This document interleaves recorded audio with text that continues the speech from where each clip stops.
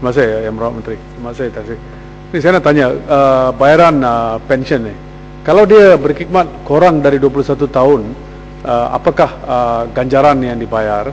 Dan seperti yang saya telah sentuh sebelum ini, bahawa apakah kerajaan akan memberi satu insentif yang baru, memandangkan mereka juga telah berkhidmat dan telah memberi masa dan nyawa kepada negara, dan orang-orang yang berkhidmat 10 tahun, 15 tahun tetapi tidak layak untuk mendapat pension.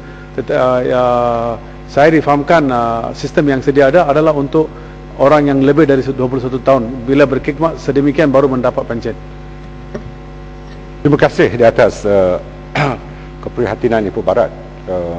Untuk mereka yang hanya berkhidmat 21 tahun ke atas saja yang menerima pencen, tetapi yang kurang daripada itu mereka diberikan ganjaran berdasarkan pada caruman yang dibuat oleh mereka 10% dalam LTAT, 15% caruman yang dibuat oleh pihak kerajaan kepada mereka, dan juga dengan izin gratuity yang diberikan kepada mereka. Tapi insya-Allah kalau Yang Berhormat Ibu Barat tidak memotong gaji saya RM10, mungkin kita akan mengkaji semula kenaikan yang disebutkan itu. Malangnya Yang Berhormat telah kalah di dalam undian kalah menang tak kisah. Di mana Yang Berhormat dapat 33 undi saja, Barisan Nasional dapat 69 undi. Hari itu Yang Berhormat telah memberi insentif kepada pembangkang untuk keluar dari Dewan. Itu pasal mereka tidak ada di sini untuk undi. Yang Berhormat, yang mustahak adalah ini, Yang Berhormat. Yang saya katakan adalah ini, bahawa mereka telah berkhidmat untuk negara. Kalau seorang ahli parlimen boleh mendapat pension selepas dipilih, lepas 1 hari berkhidmat, kenapa pula seorang anggota tentera yang berkhidmat 10 tahun, 15 tahun mereka tidak diberi pension sedemikian? Kerana jangan kita lupa, bukan saja komitmen mereka, tetapi ramai di antara mereka bila mendapat ganjaran sedemikian, mereka tidak, they don't know how to handle their life.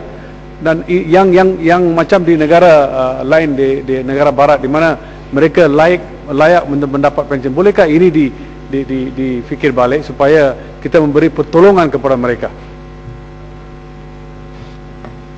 Oleh sebab itu, keprihatinan Kementerian Pertahanan, kita akan mengemukakan di Dewan Yang Mulia ini satu akta baru, iaitu Akta Veteran Malaysia.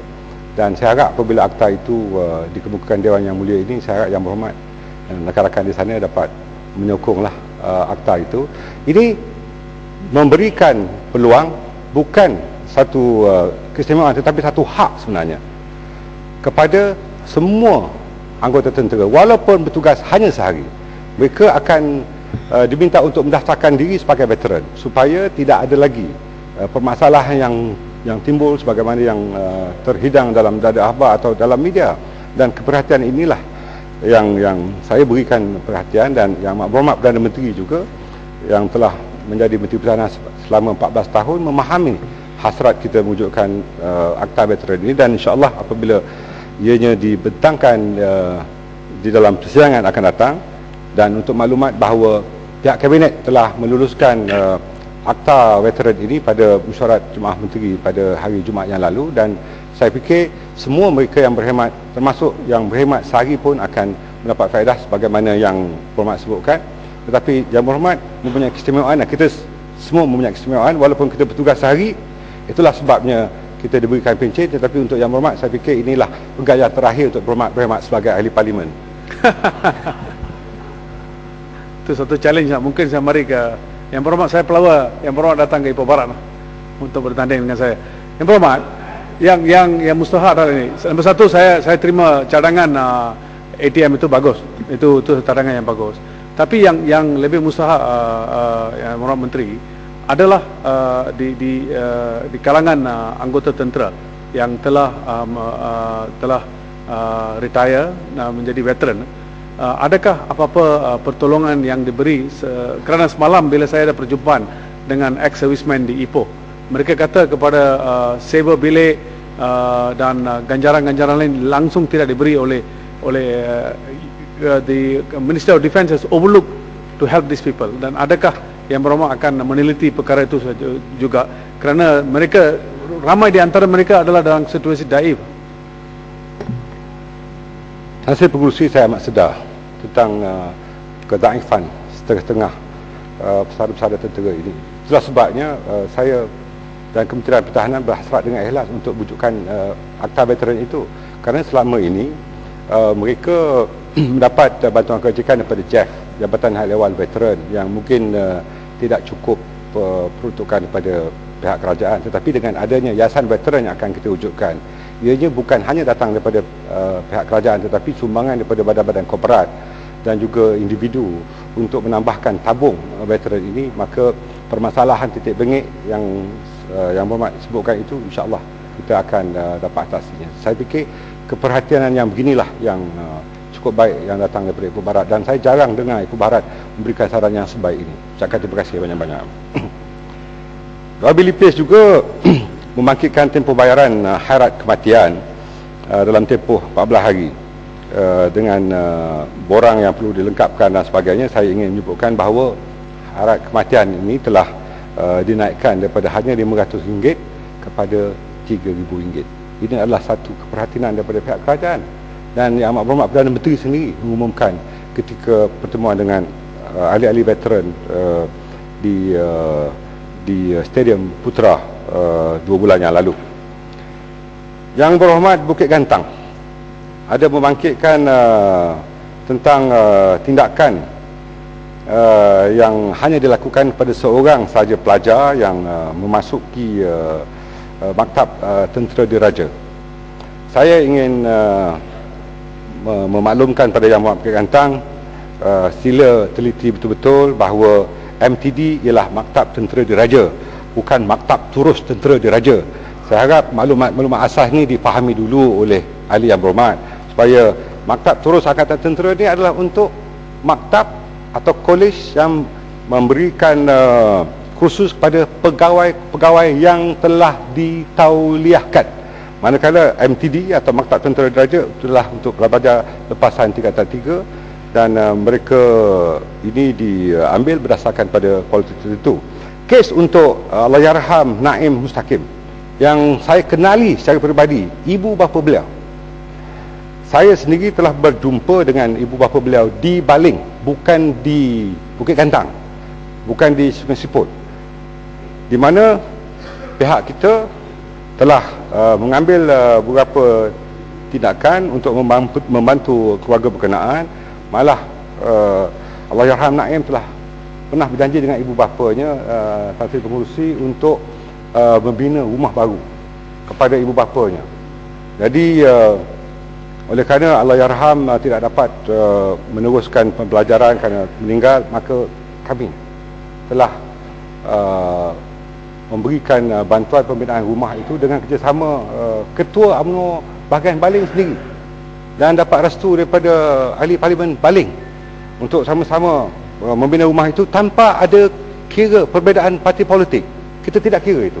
Oleh sebab itu keperhatian ini kita telah laksanakan, dan untuk maklumat Yang Berhormat Bukit Gantang, bahawa dalam siasatan yang telah dilakukan, bahawa 4 orang lagi pelajar yang diambil dan disambung pengajian mereka itu adalah merupakan sebagai saksi-saksi saja, manakala yang terlibat seorang pelajar itu saja yang telah dikenakan tindakan buang daripada kolej, dan kesnya masih lagi di dalam peringkat perbicaraan di mahkamah terbuka, bukan mahkamah tentera. Dan saya akan pastikan, pihak Kementerian Pertahanan akan pastikan bahawa tindakan mengikut perundangan akan dilakukan pada pelajar yang berkenaan, dan saya telah melakukan tindakan dengan menukarkan camp komandan itu dan mengambil camp komandan yang baru yang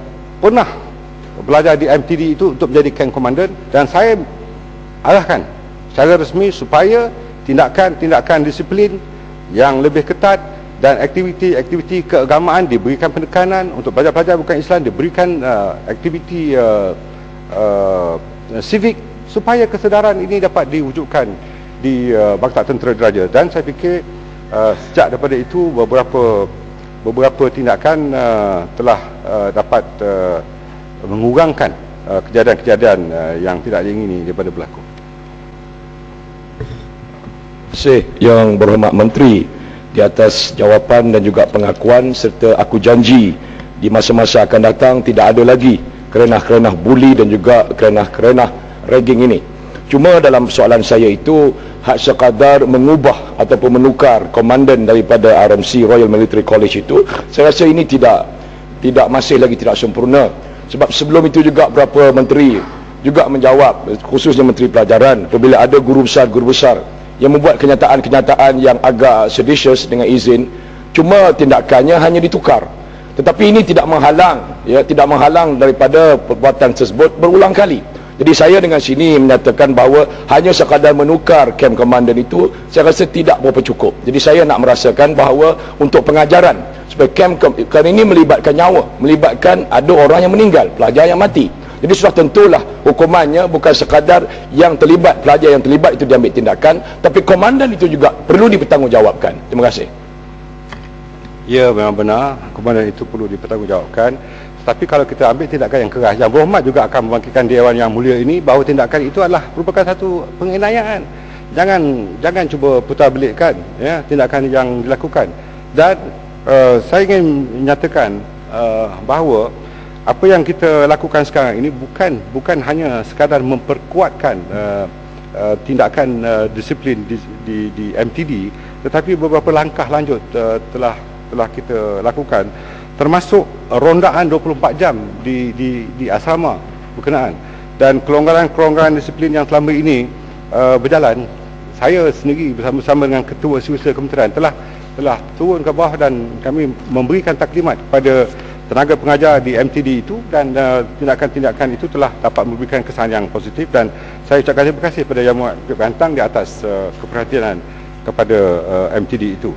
Mengenai dakwaan kepada Sarjan Tamin Ren, saya ingin menyatakan bahawa kes kecurian enjin ini telah dirujuk kepada Jabatan Buah Perkara untuk tindakan pendakwaan, dan kes tangkapan anggota tersebut di perkarangan bangunan Mahkamah Shah Alam adalah kerana kes tidak hadir tanpa cuti, yang tidak ada kena-mengena dengan kes enjin.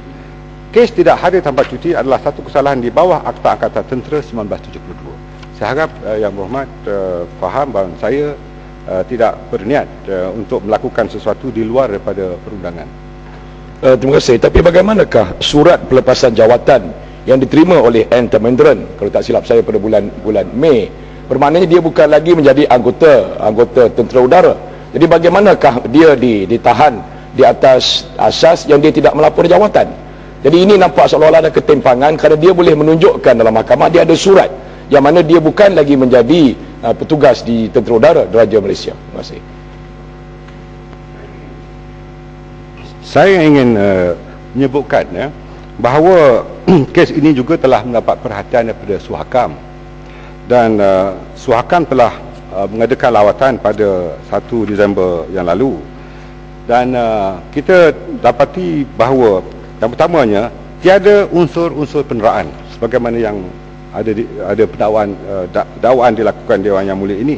Saya ingin menyebutkan bahawa surat itu adalah suatu surat resmi untuk menyatakan selepas penahanan itu dilakukan, dan saya fikir mengikut Akta Majlis Angkatan Tentera 1972, beliau masih tertakluk kepada tidak hadir tanpa cuti sebelum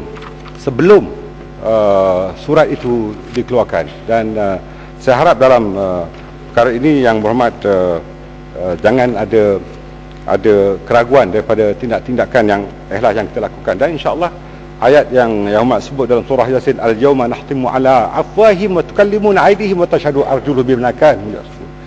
Saya faham sangat dalam perkara ini, dan insya-Allah selagi saya berada di sini saya akan pastikan apa-apa peraturan, apa-apa disiplin yang ada, apa sahaja garis panduan yang telah ditentukan oleh Majlis Angkatan Tentera, insya-Allah akan saya lakukan.